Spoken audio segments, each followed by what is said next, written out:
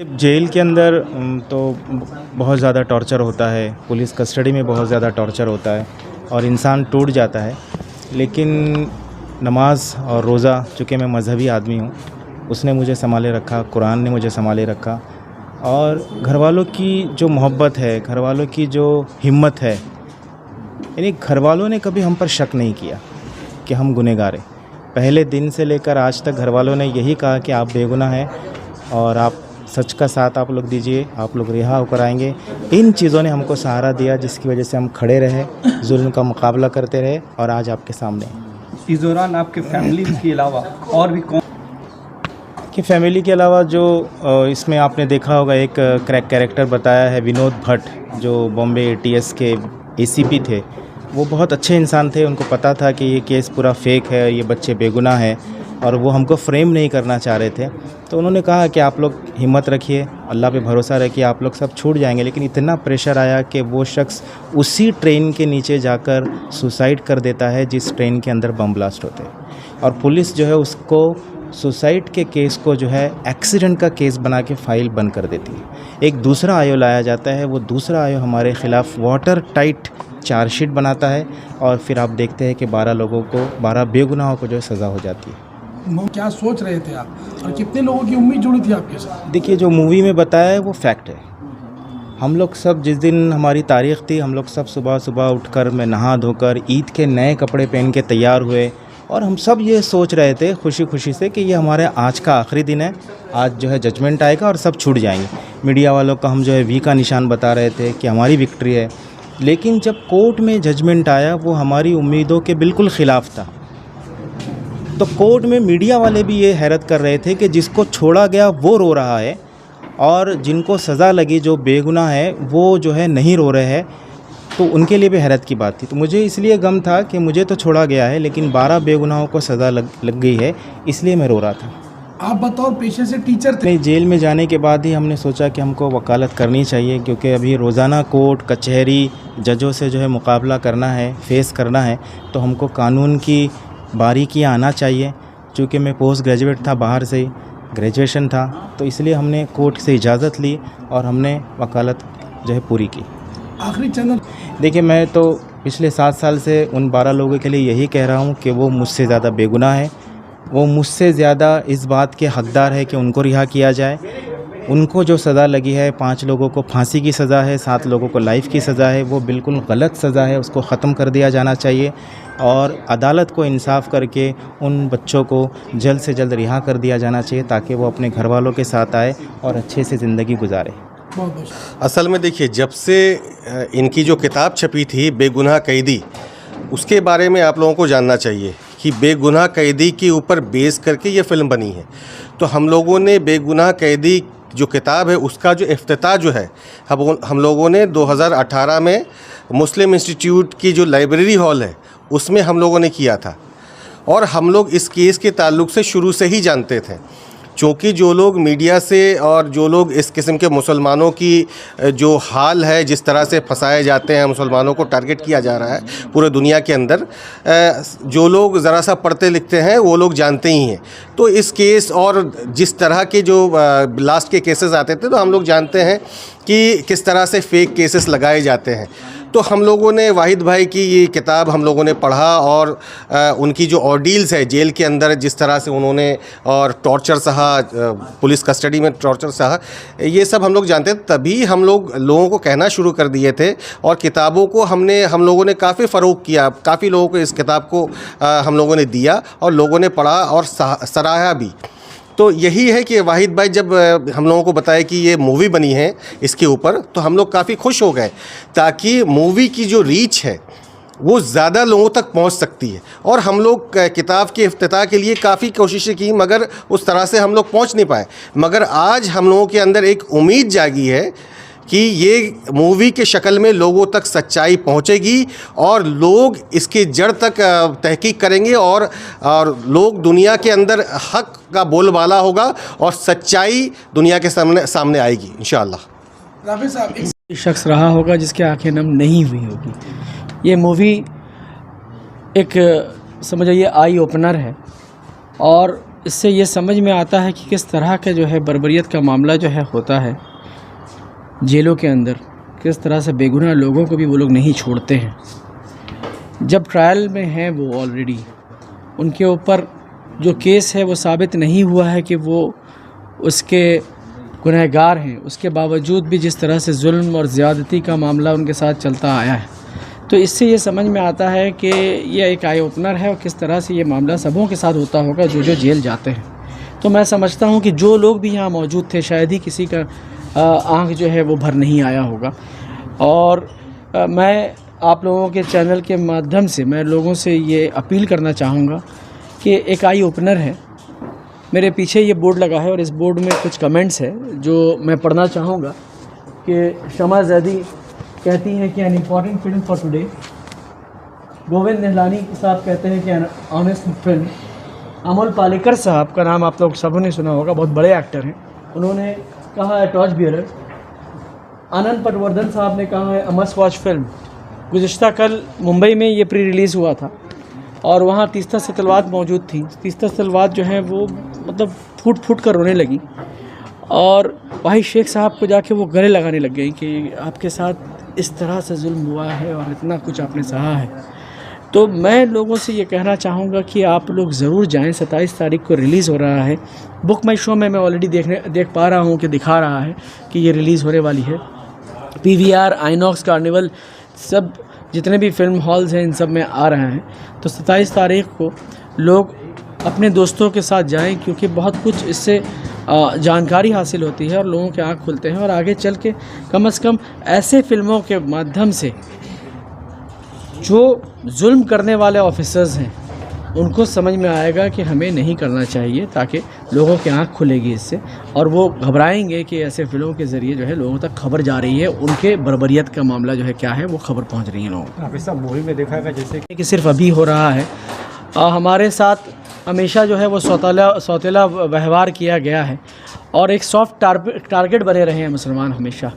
तो बहुत आसान होता है कि एक मुसलमान को पकड़ के उसको टारगेट बना लेना, क्योंकि एक जो नैरेटिव बना दिया गया है कि मुसलमान जो है वो टेररिस्ट होता है, या टेररिज्म जब आता है लफ्ज़ तो उसमें मुसलमान का नाम ये नाम सबसे पहले आता है। मगर सही और सच्चाई जो है इससे परे है। अगर आप हिस्ट्री उठाकर देखें तो हिटलर ने जो किया था, जिस तरह से वो हज़ारों और लाखों लोगों को जिस तरह से मार दिया था, वो हिटलर एक मुसलमान नहीं था। जिस तरह से आप हिंदुस्तान की हिस्ट्री भी अगर उठा कर देखें, गोधरा का मामला देख ले या मुजफ्फरपुर का मामला देख ले, हर जगह मुसलमान ही मरे। तो वो जुल्म किसने किया? गांधी जी को किसने मारा? इंदिरा गांधी को किसने मारा? क्या मुसलमान ने मारा? मगर नाम हमेशा मुसलमान का रख दिया जाता है सामने और एक नैरेटिव बना दिया गया है कि मुसलमान जो है इस जब टेररिज्म का जब नाम आता है तो वो मुसलमान ही होता है। रखा है खालिद सैफ़ी साहब हैं, उमर खालिद है और ऐसे बहुत सारे लोग आज जेलों के सलाखों के पीछे हैं और उनको जो है फ्रेम करने की कोशिश की जा रही है। मैं उम्मीद करता हूँ कि वो लोग बाइज़्ज़त बरी होकर बाहर निकले। और एक आखिरी जो उम्मीद है हर हिंदुस्तानी के दिल में रहता है वो सिर्फ़ और सिर्फ जो है वो कोर्ट पे ही रहता है। मैं उम्मीद करता हूँ कि कोर्ट जो है सही फ़ैसला ले और इन लोगों के जो है बाइज़्ज़त बरी की जाए। क्या ये फिल्म के लिए एक आई ओपनर है और शायद जो है इससे बहुत सारी चीज़ें जो है वो खुलकर सामने आ जाएंगी, एक खुलासा बनकर सामने आएगा। शुक्रिया। देखने के बाद ऐसा लग रहा है जैसे हम उस जगह पे हैं, अपने आप को फील कर रहे हैं। इसमें बोलने के लिए कुछ बचा ही नहीं है, टोटल स्पीचलेस हम लोग हैं। जो कौम हमारी है इसको और कहीं से रिहाई नहीं है, किसी तरह से रिहाई नहीं है। भाईजान यहाँ तक आए जद्दोजहद करके, ये अल्लाह की तरफ से कोई करिश्मा है उनके साथ कि वहाँ से ATS के हाथों से निकल के बाहर आ गए। ये अल्लाह का करम है उनके ऊपर। अल्लाह उनको और हिम्मत दे और लोगों का मदद करने के लिए उनको हिम्मत दे, यही मेरी दुआ है। बहुत अच्छा लगा ये फिल्म, आँख से आंसू आ गया है, बहुत अच्छा लगा हमको। बहुत बड़ा शुक्रगुजार हूँ जो हमारे सब साथी लोग ये मूवी बना करके हम लोगों के सामने सच्चाई लाए और हम बहुत स्पीचलेस है कि हम कुछ बोल सके, क्योंकि मेरे अंदर से रोंगटे खड़े हो गए हैं।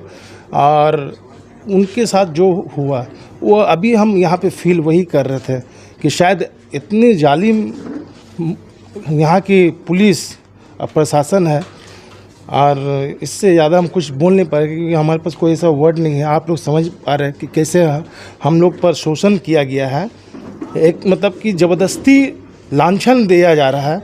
ये बहुत बड़े साजिशकार वाले लोग ये सब कर रहे हैं और हमारे जितने भी भाई साथी लोग ये प्रोग्राम किए हैं उसका मैं दिल से शुक्रगुजार कर रहा हूँ कि आज हमको भी मिला दावत और हम ये देख करके हम बहुत एक्साइटेड हुए और इंशाल्लाह हम अपने बहुत से दोस्तों को इसका मैसेज देंगे और 27 तारीख को इंशाल्लाह आएंगे। आपका नाम भाईजान? मोहम्मद सनोवर खान, खिदीपुर मोमिनपुर में रहता हूँ मैं। देखिए वैसे तो मैं आया था मूवी, मुझे ये ऐसा पता नहीं था कि इतना देर यहाँ पर मूवी चलने वाला। मैं सोचा था कि 10 मिनट चले जाऊँगा, लेकिन जब ये मूवी देखा मैं तब मुझे ऐसा एहसास हुआ और पूरे ख़त्म होने तक मैं मूवी में रुका। मैं अपना काम को छोड़ के, मैं ज़्यादा तो वर्ड्स नहीं कहूँगा, सिर्फ यही कहूँगा तमाम आपके जितने भी सारे व्यूअर्स हैं, मैं सिर्फ यही बोलूँगा कि मैं हाईली रिकमेंड करता हूँ ये मूवी आप देख के आएँ, तब इनको आपको एहसास होगा कि एक्चुअली इस मूवी में क्या है। तो जितने भी सारे आपके व्यूअर्स देख रहे हैं, आप प्लीज़ ये मूवी देखें। बहुत बहुत शुक्रिया, थैंक यू। आपने देखी तो इस स्टोरी तो हम पहले भी पढ़ चुके हैं और एक इंटरव्यू वाहिद साहब का सुन चुके हैं और ये कि इस वक्त हिंदुस्तान की एक सच्चाई है कि मुसलमानों के पर जुल्म पे जुल्म उठाए जा रहे हैं हर तरह से, माली एतबार से भी, जुडिशली एतबार से। बस ये है कि अल्लाह ताला जो अपना रहम करम फरमाए और हर मुसलमानों को भी थोड़ा अपने बारे में सोचना चाहिए कि गलत बयानी से काम न लें और ईमानदारी बरतें, सच्चाई पे रहें, আল্লাহ তাআলা उनकी मदद फरमाएगा। और तो दुनिया में প্রচলিত যে ফিল্ম আমরা সর্বদাই হলে দেখি তাতে তো ভারতীয় রাষ্ট্রীয় বাহিনীকে হিরো আকারে দেখানো হয়। তারা যে প্রতিদিন ভারতীয় প্রশাসন যে কীভাবে খালি ধর্মীয় পরিচয়ের কারণে অসংখ্য মুসলিম দলিতদের দমন করছে মিথ্যা মামলায় হাজার। এখানে তো আপনি এই ইয়েতে 9 বছর দেখলাম। আমার কাছে এমনও খবর আছে যে কর্ণাটকের গুলবার্গ জেলার নিসার উদ্দিন তিনি 25 বছর বাদে তিনি অ্যাকুইটাল হয়েছেন। আমাদের রাজ্যে খাগড়াগড়ে আমাদের সংগঠন বন্দিমুক্তি কমিটি প্রত্যেকের বাড়িতে আমরা গিয়েছিলাম। গোটাটাই সাজানো ঘটনা, ডোমকলের গোটাটাই সাজানো ঘটনা, কেবলমাত্র তাদের ধর্মীয় পরিচয়ের কারণে। সারা পৃথিবীতে যে ইসলাম বিদ্বেষ আর আজকের মোদি অমিত শাহ পরিচালিত ভারত সরকারের যে নির্দিষ্ট ইসলাম বিদ্বেষ সেই দ্বারা গোটাটা পরিচালিত হচ্ছে। দুর্ভাগ্য এটা যে বিচার বিভাগের আজকের ভূমিকা আমাকে এমার্জেন্সির সময়ে যে ভারতবর্ষের বিচার ব্যবস্থা যেমন এক্সিকিউটিভের পায়ের কাছে মাথা নত করেছিল, কখনো কখনো বিচার বিভাগের ভূমিকা যেটা দেখলাম যে বছরের পর বছর আপনার ওঠেই না, মামলা ওঠে না। শনিবার হাইকোর্টে 6 বছর ডেট পাওয়া যাচ্ছে না। আমাদের কখনো কখনো মনে হয় সেই এমার্জেন্সির সময় বিচার বিভাগের যে ভূমিকা সেটার ছায়া আমরা দেখতে পাচ্ছি। তবে ভারতবর্ষ গণতান্ত্রিক দেশ তো অবশেষে এই অন্যায়ের প্রতিকার হবে। এবং এই ফিল্মের ক্ষেত্রে আমার নির্দিষ্ট হচ্ছে যেটা মিক্সড এরিয়ায় এটা দেখানো দরকার এবং সেন্ট্রাল ক্যালকাটার বিভিন্ন জায়গায় আরও বিভিন্ন গণসংগঠন, হিউম্যান রাইটস অর্গানাইজেশনদের, সোশ্যাল অর্গানাইজেশনদের যুক্ত করে আরও ওয়াইড ক্যাম্পেইন করা দরকার। ধন্যবাদ। और उनमें से एक अस्सलाम वालेकुम, मेरा नाम डॉक्टर समीना खान है। By profession I am a teacher and a social worker. पहली बात तो ये जो स्टोरी है ये रियलिटी हमारे सामने लेके आई है, तो ये सच जानना सबको ज़रूरी है। कोई कहानी नहीं है, किसी ने कोई कहानी नहीं बनाया है। प्लस इसके साथ बहुत सारा मैसेज है हमारे सोसाइटी के लिए। जुडिशरी सिस्टम हमारी कितनी कमज़ोर है इससे समझ आता है। तो it's an eye opener for all कि the judiciary should work. Maybe there are various reasons and जो बाकी लोग जेल के अंदर हैं सबको कोशिश करनी चाहिए कि वो भी रिहा हो जाए। उनके घर वालों पे क्या बीतती है, पूरे सोसाइटी पे, पूरे फैमिली पे क्या बीतती है, ये सब ने देखा है। तो I would like to request everybody कि जल्द से जल्द कोशिश की जाए कि बाकी सब जो हैं उन्हें भी ऐसे ही रिहा मिले। और वाजिद भाई को तो हमने देखा, ऐसी बहुत सारी कहानियाँ हैं, कम से कम एक ने हिम्मत करके वो कहानी को आगे लेके आए हैं, वो सच बात को आगे लेके आए हैं। तो इससे इसमें कोई झूठ नहीं है, तो इसको सबको यकीन करना चाहिए।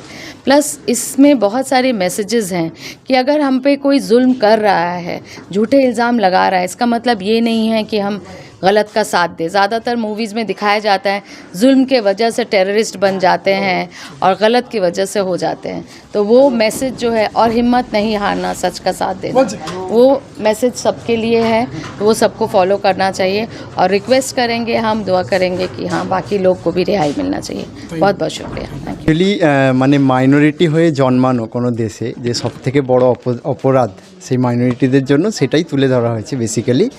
এবং যেমন আমরা এখানে অ্যাজ এ মুসলিম টার্গেটেড হচ্ছি, হয়তো অন্যান্য কান্ট্রিতে অন্য কোনো রিলিজিয়ান বা আরও মুসলিম অন্য কোনো কান্ট্রিতে টার্গেটেড হচ্ছে।